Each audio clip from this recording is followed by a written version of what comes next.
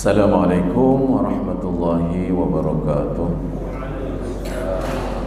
Alhamdulillahirabbil alamin. Allahumma shalli ala Muhammad. Kita lanjutkan pembahasan tentang dimensi-dimensi salat atau dimensi-dimensi ibadah secara umum. Secara khusus dimensi-dimensi salat. Ada 6 dimensi. Yang pertama dimensi intelektual atau dimensi ilmu, bahwa ibadah itu mesti ada ilmunya. Yang kedua dimensi ideologikal, dimensi keyakinan, dimensi keimanan. Ilmu adalah memberitahu bagaimana cara melakukan sesuatu, sedangkan keimanan adalah dorongan kita melakukan sesuatu. Kita berada di sini itu karena dorongan iman. Kita bangun malam sebelum subuh untuk tahajud, itu dorongan iman itu. Tapi ilmu memberi kejelasan bagaimana melakukan sesuatu. Kemudian yang dua ini adalah pra ibadah. Ilmu dan iman sudah harus ada. Yang ketiga dan keempat, pelaksanaan ibadah itu ada dimensi ritual, dimensi hukum, dimensi fikih, atau dimensi syariah juga di situ. Yang keempat adalah dimensi ruh, dimensi spiritual, dimensi ruhani atau dimensi spiritual. Dua yang terakhir adalah pra ibadah. Kita sudah membahas 4. Kita sudah membahas dimensi ritual, dimensi ideologikal, dimensi intelektual, dan dimensi spiritual. Kita akan membahas 5 dan 6, yaitu dimensi moral dan dimensi sosial. Ibadah ternyata tidak bisa dilepaskan dari moral dan sosial. Ibadah yang dilakukan dengan sendirian pahalanya lebih kecil dibandingkan dengan dilakukan dengan berjamaah. Itu pengaruh sosial kepada kualitas ibadah kita menjadi lebih tinggi, 1 berbanding 27 derajat. Itu pengaruh sosial, karena sosial itu salah satu. Saudaraku yang dirahmati Allah, kita sering mendengar inna sholata tanha 'anil fahsya wal munkar. Salat itu mencegah perbuatan keji dan munkar. Itu namanya dimensi moral. Hukum atau ibadah, ya ibadah, ada yang punya sebab sekaligus punya hikmah. Hukum itu atau ibadah itu ada yang punya sebab dan sekaligus punya hikmah. Adanya sebab, adanya hukum. Contoh, kalau kita bepergian, bahasa Arabnya safar, itu menjadi sebab bolehnya menjama dan mengqashar. Menjadi sebab bolehnya berbuka puasa. Itu namanya sebab. Tapi juga punya hikmah.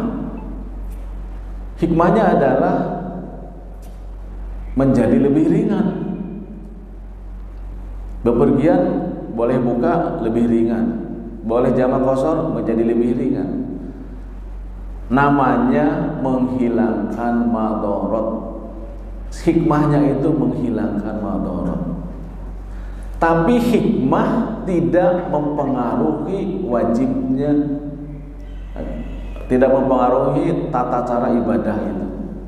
Maksud saya begini, kalau Bapak pergi ke Surabaya itu kan safar, boleh jamak, boleh qashar, boleh berbuka, boleh. Tapi sekarang, lalu orang bilang, itu kan dulu zaman belum ada pesawat terbang. Sekarang sudah nggak ada pesawat, sudah ada pesawat terbang ke Surabaya dengan ke Pasar Senen sama saja capeknya. Atau ke Surabaya dengan ke Selipi sama saja capeknya. Ke Selipi 2 jam naik mobil macet, ke Surabaya juga 2 jam. Jadi buat saya kuat, saya nggak ada masalah untuk sholat tidak jamak, tidak qashar. Udah nggak ada lagi apanya, nggak ada lagi madorotnya, udah hilang. Saya nggak begitu. Jadi meskipun madorot tidak hilang, meskipun keringanan tidak hilang, sama saja, misalkan tidak berat, tidak memberatkan, madorot tidak hilang, tetap saja boleh menjamak, boleh mengqashar, boleh berbuka. Sebab yang menyebabkan bolehnya jamak, bolehnya qashar itu bukan berat dan ringannya perjalanan. Berat dan ringannya perjalanan, menjadi ringan perjalanan itu hikmah. Hikmah tidak mempengaruhi kewajiban. Yang menyebabkan bolehnya buka, bolehnya jamak qashar itu perjalanan. Enak, ringan, hilang, ada hikmah atau tidak ada hikmah, tetap boleh. Tidak mentang-mentang hikmahnya sudah nggak ada, sudah ringan, jadi nggak boleh. Itu dulu kan, zaman dulu berat, sekarang kan udah ringan, masa ke Surabaya 2 jam juga harus jamak qashar sih? Nggak begitu. Itu menurut para ahli fikih. Jadi kita harus membedakan antara sebab dengan hikmah. Baik. Jadi dimensi yang 5 dan 6 itu adalah hikmah ibadah. Dimensi moral dan dimensi sosial itu adalah hikmah ibadah. Kita mulai dari wudu. Innallaha thayyibun yuhibbut thayyiban. Allah itu bersih. Allah itu baik, menyukai yang baik-baik. Di hadis lain, Allah itu suka dengan orang melakukan sesuatu itu maksimal. Itqan namanya itu. Itqan. Allah menyukai orang yang melakukan sesuatu dengan sempurna. Kalau masak sempurna, kalau berdandan ya sempurna. Pokoknya melakukan apa-apa itu tidak ala kadarnya, tapi sempurna. Kalimat lain selain itqan adalah ihsan. Ihsan. Innallaha katabal ihsan ala kulli syai'. Sesungguhnya Allah mewajibkan ihsan atas segala sesuatu. Idza qataltum fa ahsinul qitlah. Kalau Anda membunuh, perbaiki cara membunuh. Menyembelih maksudnya. Wa idza dzabhtum fa ahsinud dzibha. Kalau kamu menyembelih, perbaikilah cara menyembelih. Wal yuhidda ahadukum safratahu wal yurih dzabihata. Hendaklah kalian menajamkan pisaunya dan menenangkan hewan yang disembelih itu. Itu cara menyembelih yang terbaik, supaya tidak lama, cepat. 1 kali goresan seperti Pak Manap itu, 1 ke bawah, 1 ke atas, selesai. 1 detik, 2 detik itu. Itu harus profesional. Nah, itu ihsan atau itqan, termasuk dalam wudu. Hadis-hadis tentang wudu, tentang sholat dan wudu itu ada kalimat begini: kalau kamu sholat kemudian menyempurnakan wudu itu ada ketemu tuh kalimat-kalimat itu. Kalimatnya harus menyempurnakan wudu. Itu karena Allah itu baik, menyukai yang baik-baik. Melakukan sesuatu dengan sempurna, dengan baik, Allah itu suka. Satu itu. Yang kedua, innallaha, tadi thayyibun ya. Sekarang yang kedua, nadzifun yuhibbun nadzafah. Allah itu bersih, menyukai kebersihan. Yuhibbun nadzafah. Tapi yang kedua, yang ketiga, sebetulnya kebersihan itu tujuannya bukan untuk Allah sih sebetulnya. Allah tidak perlu kebersihan kita. Mau kayak apapun kita gembel, nggak ngaruh. Allah bukan makhluk. Allah menyukai kebersihan itu karena kebersihan itu dampaknya untuk kita sendiri dan untuk orang lain. Minimal masuk ke dalam masjid dan berjamaah itu mukanya sudah dicuci, tangannya sudah dicuci, kakinya sudah dicuci, kan? Seperti wudhu yang kita lakukan itu. Jadi sebetulnya hakikatnya, intinya kebersihan wudhu itu untuk menghargai, itu pesan moralnya, untuk menghargai manusia. Itu hikmah. Sampai Allah menyebut, aku menyukai, Allah itu bersih, menyukai kebersihan, Allah itu baik, menyukai kebaikan. Tapi bersih dan baik itu sebetulnya hikmahnya penghargaan kepada manusia. Karena kita mau bergaul dengan manusia, mau berkumpul dengan manusia. Kemudian ada hadis, laula ana asyqa ala ummati la amartukum bisiwak. Kalaulah tidak memberatkan kepada umatku, pasti aku suruh manusia bersugi, yaitu gosok gigi, fi kulli salatin, pada setiap menjalankan sholat. Menggunakan kata laula an asyqa, seandainya tidak memberatkan umatku. Paling tidak kita bersiwak itu subuh, pasti itu. Di kantor duhur mungkin rada sulit, asar rada sulit, maghrib isya, maghrib bisa siwak, isya nggak usah karena dengan wudhu maghrib masih bisa. Paling tidak 2 kali, 3 kali paling tidak siwak itu untuk sholat. Kalau tidak memberatkan ya tiap kali sholat. Ada yang mentradisikan tidak pakai sikat gigi, tapi saya enggak, pakai kayu yang segini, kayu irak, dikantongin. Mau wudhu gosok sebentar aja, sekedar saran, bagus juga sih sebetulnya. Tapi kan harus dicuci Pak, harus dikumur-kumur, terus siwaknya cuci juga, cuci. Ya harus dicuci. Nah itu bisa juga, itu bagus juga, sekedar menjalankan sunnah yang tadi itu. Itu juga sama untuk menghargai manusia supaya tidak kebauan. Itu butuh. Kita sampai yang kedua aja. Setelah wudu kita dianjurkan berpakaian rapih dan bersih, bahkan bagus. Ya ayyuhalladzina amanu, ini Quran perintahnya itu. Hei orang-orang yang beriman. Nah, apa?